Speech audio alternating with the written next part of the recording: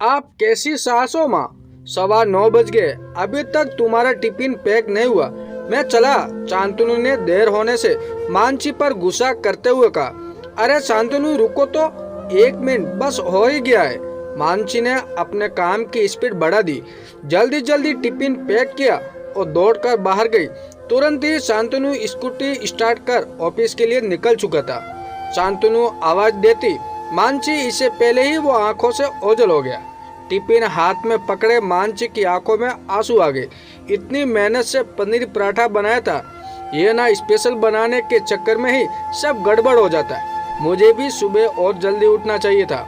खुद को दोषी मानती हुई मानसी जैसे अंदर आई, सासू माँ रूपाली को समझाते देर न लगी कि आज बहू का मूड ऑफ है। और वो भी क्यों ना, पतिदेव जो बिना टिफिन लिए गुस्सा करके चले गए। रूपाली ने मानसी को पास बुलाया और प्यार से समझाया, देखो बहू, कभी कभी ऐसा हो जाता है, पर इसके लिए सिर्फ तुम जिम्मेदार हो ऐसा नहीं है।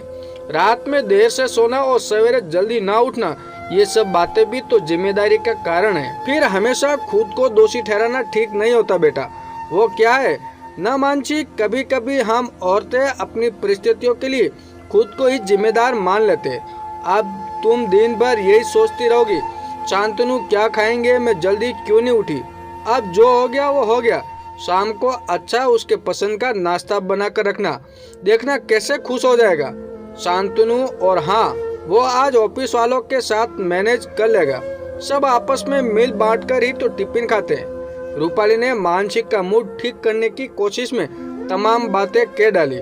फिर अंत में मुस्कुराते हुए ये भी कहा, उसके गाड़ी की डिक्की में मैंने कुछ स्नैक्स रख दिए, तुम चिंता ना करो, मैं भी तो माँ हूँ उसकी। मैंने देखा तुम दोनों आनन फानन में काम बिगाड़ रहे हो, तो मैंने धीरे से डिब्बे में स्नैक्स भरकर रख दिए। बैग गाड़ी मम्मी आप कितनी अच्छी है, कहते हुए मानसी ने किताब भरी नजरों से रूपाली की ओर देखा। मानसी सोच रही थी, कितनी अच्छी है सासू माँ, कम से कम मेरी भावनाएं तो समझती है और गुस्सा होने की बजाय काम कैसे सुधारा जाए या काम बनाया जाए, इस ओर प्रयास रहती है। शांतनु भी तो एक बार बोल सकते थे कि कोई बात नहीं, देर हो गई तो मैं मैनेज कर लूंगा, पर नहीं, वो तो सिर्फ ताव दिखाकर चले गए। सच में सासू माँ ने तो मेरा मूड ही ठीक कर दिया। आज मानसी के मन में अपनी माँ की अपेक्षा सासू माँ ज्यादा समझदार लग रही थी। माँ तो बचपन से हमेशा कहती आई थी, ये सीख जाओ नहीं तो सास बताएगी, ससुराल में पता चलेगा, ठीक से रहा करो, ससुराल जाना है। पता नहीं क्यों बचपन से ही ससुराल, सास, ननद के बारे में हमारे मन में इतनी फिजूल की बातें और खौफ भर दी जाती है कि न चाहते हुए भी अच्छाइयों को यकीन करने में समय लग जाता है। और कहीं ना कहीं अनजाने में खुद माँ ही बातों में बेटियों को अपने ही घर में परायापन का एहसास करा देती है। समझदार व गुणवान बनाना आवश्यक है, पर समझाने की प्रक्रिया में भी समझदारी होना और भी आवश्यक है। हमेशा ससुराल जाना है या दूसरों के घर जाना है, ये एहसास दिलाना आवश्यक नहीं होता। सच्चाई या वास्तविकता बताने की भी कला होनी चाहिए।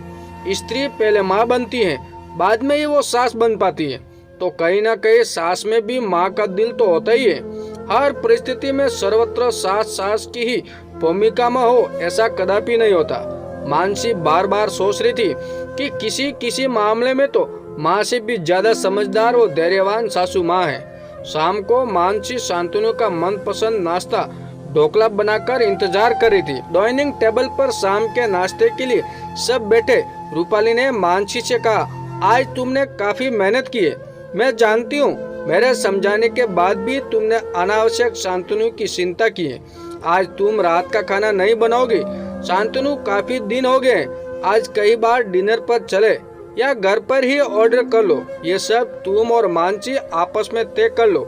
रूपाली ने शांतनु से अपनी बनाई हुई प्लानिंग बताई।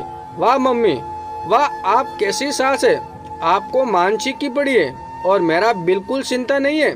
उसकी तो बिल्कुल गलती आपको नहीं दिखती है, क्या जादू कर दिया है उसने आप पर। शांतनु ने मुंह बनाते हुए मम्मी से कहा, देखो बेटा, आज मैं भी कुछ बातें तुम सबके सामने स्पष्ट रूप से कहना चाहती हूँ। हर परिवार में ये सब समस्या या इससे भी बड़ी समस्या आते जाते रहती है, पर हम उन्हें दिल में लगा कर बैठेंगे तो अपनी खुशियाँ स्वयं ही खत्म करने के जिम्मेदार होंगे।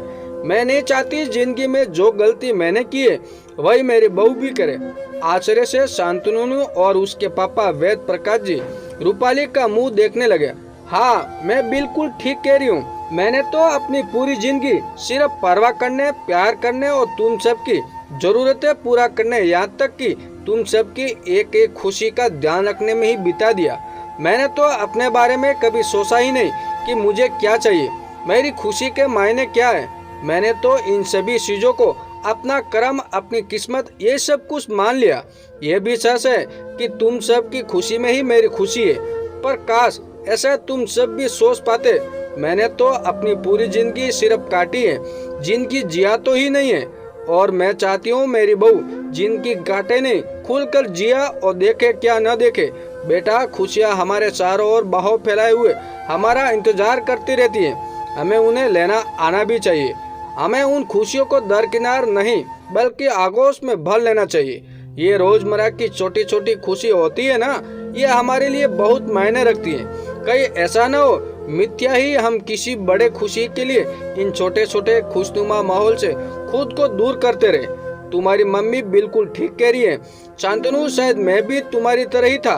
कभी रूपाली की साथ के बारे में सोचना जरूरी नहीं समझा था।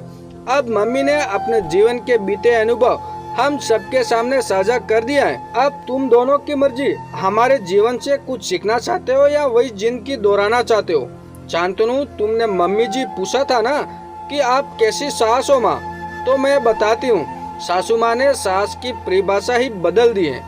एक ऐसी सास जो जिंदगी के तजुर्बे, हालातों और परिस्थितियों के समक्ष अनुकूल मन, स्थिति और विचारों पर नियंत्रण रखकर परिवार में खुशनुमा माहौल बनाने की भरपूर कोशिश करती रही। मानसी ने खुश होते हुए भी कहा, अब चले बाहर खाना खाने। शांतनु के ये कहते ही माहौल हल्का सा और खुशनुमा हो गया। दोस्तों, ये कहानी कैसी लगी कमेंट करके जरूर बताएं और हमारे चैनल पे नए हो तो